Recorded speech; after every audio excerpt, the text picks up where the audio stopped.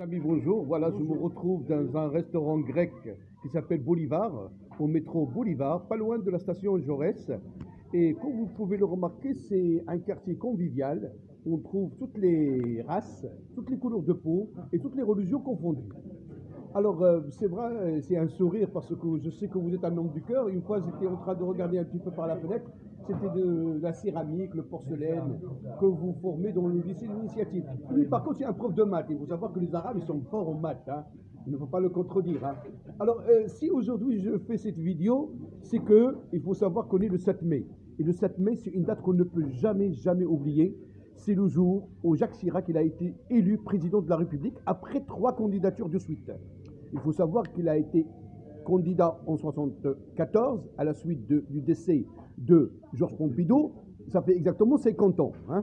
Et après, il a été candidat aussi bien en 81, et il ne l'a pas eu, et aussi bien en 88, et il l'a raté de très peu.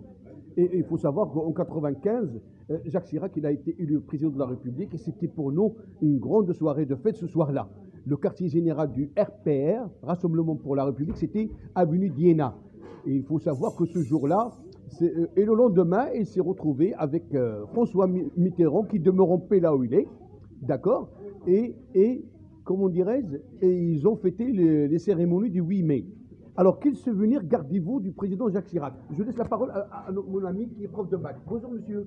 Regardez la caméra, on n'est pas en train d'insulter quelqu'un là. C'est que des bons souvenirs, hein.